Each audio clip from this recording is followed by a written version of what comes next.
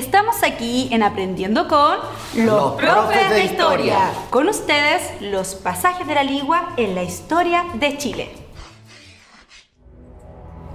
Nos encontramos en el Museo de la Ligua para conocer la placa recordatoria del paso del descubridor de Chile, don Diego de Almagro, por este valle, que por mucho tiempo estuvo en la antigua plaza de nuestra ciudad.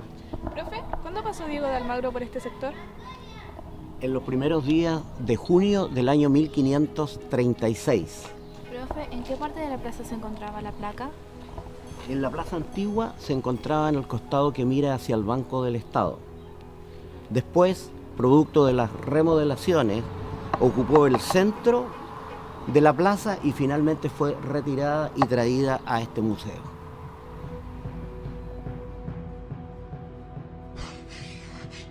La ciudad española, fundada en América, tuvo forma de un tablero de ajedrez. Estaba dividida en manzanas y calles rectas. La manzana del centro se transforma en la plaza y es donde se origina la ciudad. Y es por esta razón que hoy día nos encontramos en este lugar para poder hablar de la fundación de la ciudad de La Ligua, fundada por don Domingo Ortiz de Rosa el 21 de julio de 1754. También es importante señalar que en torno a la plaza se ubicaron los edificios de mayor importancia que albergaban a las autoridades de la corona y a la Iglesia Católica. Y posteriormente las manzanas que venían, ¿cierto?, eran de acuerdo a la influencia que tenía el vecino, con mayor influencia cercano a la plaza, y posteriormente se iban alejando de ella. Profesor, ¿desde un principio fue establecido que la Ligua se encontraría en este lugar? No, hubo, fíjate, varias opciones. Una de ellas fue Uyay, también se consideró Valle Hermoso, el sector del Rayado, Placilla de Ligua, y finalmente se emplazó en este lugar donde se encuentra actualmente.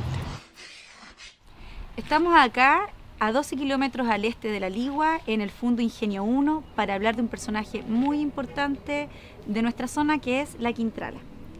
Bueno, chicas, como ustedes saben, la Quintrala es un personaje que vivió en el periodo de la colonia, y este sería el lugar donde estuvo ubicada su casona, donde ella manejaba toda la hacienda de La Ligua y la hacienda de Papudo.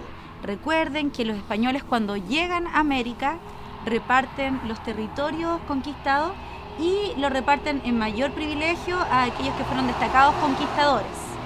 Y así la Quintrala, por sus antepasados paterno y materno, va heredando distintas haciendas, y le corresponde también esta, que, como ya les dije, era desde Papudo, ¿cierto?, hasta la zona de la precordillera. La Quintrala, al tener tanta autoridad tener tanta riqueza y alta autoridad ante los indígenas, ¿por qué aún así su maltrato y la mala calidad de vida que le daba a esto?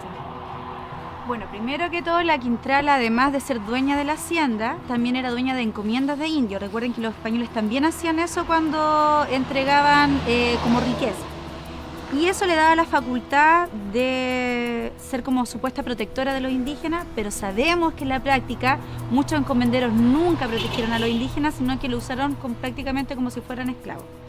No es una práctica solo de la Quintrala, era una práctica común de los encomenderos de la época.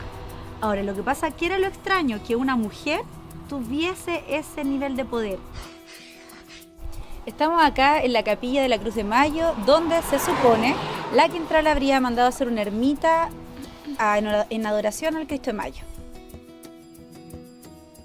¿Por qué surge ese como leyenda de que la Quintrala era una mujer que practicaba brujería y era mala con sus trabajadores?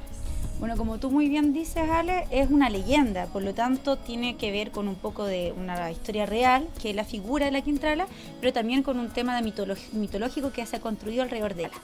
Lo que sí también es cierto es que ella su bisabuela era hija de una hija de caciques, por lo tanto también podemos suponer que hay un tema de sincretismo cultural.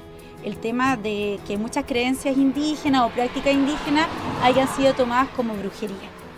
Y ustedes saben que en la colonia se desarrolla todo el sincretismo cultural propio de nuestra zona, que se expresa también en nuestros bailes religiosos, que son típicos de la zona de la Ligua, y también, que es súper famoso que la Ligua es zona de brujos, de brujas y de mucha mitología al respecto. Bueno, niñas, hemos llegado a lo que antes era la antigua estación de ferrocarril de la ciudad de La Ligua. Vamos a explicar por qué en realidad esta zona es tan importante y por qué esto va a ser un espacio emblemático para la ciudad de La Ligua y para su sociedad y cómo se conforma la comunidad también. Bueno, hay que partir diciendo que el ferrocarril siempre ha sido un símbolo de industrialización y de modernización. Por eso en realidad se considera un elemento tan importante. Ahora, hay que también destacar que en Sudamérica Chile es pionero en la construcción de las líneas ferroviarias y la expansión del ferrocarril. Así entonces vamos a descubrir que para el año 50 va a ser el primer indicio de los inicios de este ferrocarril que se van a consolidar mucho más tarde, en el año 1880, con el presidente Balmaceda. Esta construcción llega acá a La Ligua con el objetivo único de expandir las líneas ferroviarias, principalmente por la zona interior. Por lo tanto, las zonas interiores ven un impulso importante y una oportunidad para poder emerger en estas localidades. De este modo, entonces, el ferrocarril se extiende no solo hasta la ciudad de La Ligua y hasta Cabildo, como era en un principio, sino que Ferrocarril a Iquique va a llegar hasta esa zona gracias a esta extensión ferroviaria. ¿Qué impacto tuvo para la sociedad chilena la instauración del ferrocarril en Chile? Los impactos son múltiples, principalmente para estas zonas interiores entre las que encontramos La Ligua. El primer impacto es un impacto económico. El ferrocarril va a servir como medio de transporte no solo para la gente y como medio de conectividad, sino que también va a servir para impulsar la hacienda. En el siglo XIX ustedes saben que la unidad productiva económica es la hacienda, por lo tanto toda la producción de la hacienda se va a llevar a través del ferrocarril. Ahora, esto también va a ser un punto de encuentro importante para la sociedad. Las estaciones sirvieron no solo para que la gente se comunicara constantemente, sino que además para que las visitas ilustres se recibieran en estos lugares. Y por otro lado, vamos a tener que esta nueva conformación de la sociedad va a producir, valga la redundancia, productos locales que también se van a impulsar, como el caso de los dulces. Los dulces que hoy encontramos en el terminal de buses era exactamente lo mismo en épocas del ferrocarril. Bien, chiquillas, ¿y ustedes saben de dónde proviene nuestro típico dulce de La Ligua? Yo. Cuéntame, Cata. Yo sé que existen dos versiones del dulce de la Ligua, del origen del dulce de la Ligua. Que uno que viene de España, que es de la orden religiosa de las Agustinas y en el siglo XX. Y las otras, que es de las familias que vinieron de Copiapó porque no les quedaba mineral de oro. Entonces vinieron a La Ligua a vender dulces, que eran 3 familias en el siglo XIX. Bien, exactamente, chiquilla. Eso es no se sabe exactamente de dónde proviene, pero lo que sí sabemos es que inicialmente era un trabajo femenino. Entonces tiene una gran relevancia gracias a la estación de trenes que había acá en La Ligua, y iban las canasteras vestidas de blanco, igual como hoy día, iban a ofrecer a la estación de trenes sus dulces a los viajeros que pasaban por ahí. Ahora, cuando cerró la estación de trenes, eso produjo una crisis en la fabricación de dulces y algunas familias se reinventaron. Iba haciendo las fábricas que ustedes conocen, las tradicionales fábricas de dulces, que se centran principalmente en la calidad del producto. Lo importante es que el año 2009 el Sindicato de Dulceros Ambulantes logró el reconocimiento del Ministerio de Educación como Patrimonio Cultural Vivo, y el año 2014 los fabricantes de dulces lograron la denominación de origen. ¿Qué es la denominación de origen, profe? La denominación de origen es un sello que se le entrega a ciertos productos que son reconocidos como típicos y propios de un lugar, y lo hacen para salvaguardar ese producto y para que ese producto pueda mantenerse en el tiempo. Logrado el proceso de independencia en Chile, lo más complejo fue organizar nuestro país de manera política y administrativa. Por lo tanto, ese proceso fue bien complejo y de larga data. Los primeros indicios se dan en el año 1833 con Diego Portales. Diego Portales fue el primero en destinar a estas zonas como provincias, distritos, subdelegaciones y departamentos. Sin embargo, los cambios más significativos se van a dar en 1973 con el régimen militar. La Ligua ya se había instaurado como municipalidad en el año 1823. El año 1833 ya se había consolidado como municipalidad. Sin embargo, la gobernación va a estar a partir desde el año 1976, que es donde se hace ya de manera significativa la regionalización en nuestro país, y se ubica principalmente en esta zona por ser un punto estratégico de manera geográfica y por la herencia histórica que va a tener la Ligua también en esta zona. Así que la gobernación va a estar en un punto céntrico donde sea mucho más accesible para la población de la provincia completa, que sería la provincia de Petorca. Estamos en Tejidos Valentina, aquí en Vallehermoso, ¿cierto? Que es la cuna del tejido en nuestra zona. Y estamos acá en el taller artesanal. Al otro lado está el taller industrial. Este es netamente artesanal, que como pueden ver está basado en el telar, que es una tradición que es de nuestra zona y que no todo el mundo sabe manejarlo, entonces también es un oficio muy importante. Y bueno, la producción acá está centrada en mantas, en ponchos y en echarpe, y que son los primeros productos que se fabrican también en nuestra zona y que tiene una tradición incluso desde la colonia y también una tradición prehispánica. Así que por lo tanto estamos hablando de un producto de gran importancia histórica para nuestra zona. Uno de los mayores impulsores de la industria textil tiene que ver con la familia Baltra, quien consideró que esta actividad podía como industrializarse o más bien volverse una especie de empresa. Y eso va asociado a la construcción, al tejido del echarpe, que fue un producto que llamó mucho la atención del comercio y empezó a venderse mucho.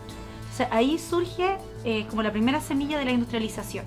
Y luego ya de la década del 80, con el ingreso de las máquinas eléctricas, esto empieza el boom, el auge, la época de oro del tejido de la Ligua, que es aproximadamente entre el año 82 y el año 1995.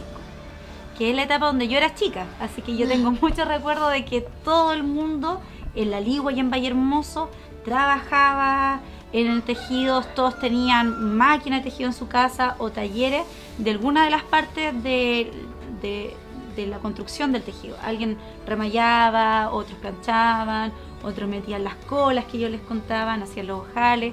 Todo el mundo está involucrado en eso hasta el año 95, que ese boom empieza a decaer. ¿Por qué dice que empieza a caer? ¿Qué sucedió ahí? Lo que pasa, chiquillas, es que en la década de los 90, después del periodo de dictadura en Chile, los gobiernos empiezan a hacer tratados de libre comercio con distintos países para mejorar la actividad económica del país. Y eso llevó a que bajaran los aranceles aduaneros de los tejidos asiáticos. Y llega un punto en que el tejido asiático es tan barato que no puede competir con la industria local. Y entonces eso hace que el boom del tejido, junto con causas internas de que no saber competir con este nuevo importación de chalecos, empieza a decaer. Y se mantiene hoy día, en Vallehermoso por sobre todo se mantiene, pero no con la importancia que tuvo en esta época. La Congregación Misionera Sierva del Espíritu Santo, cuando llegan a Chile, tienen dos objetivos principalmente. El primero es apoyar este país empobrecido en el área de la salud, y el segundo, instaurar establecimientos educacionales para poder apoyar el ámbito escolar. Es así entonces que el año 1953, específicamente el 4 de mayo, se instaura aquí en la ciudad de La Ligua el Colegio Santa María.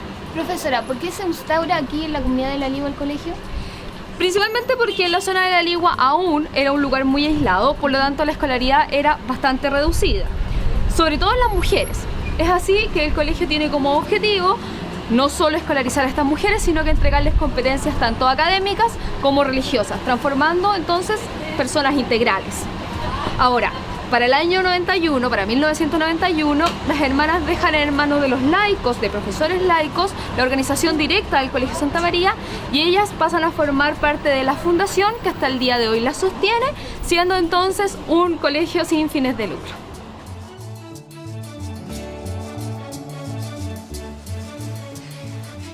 Esperamos que nuestro trabajo les haya resultado interesante. Nos vemos la próxima.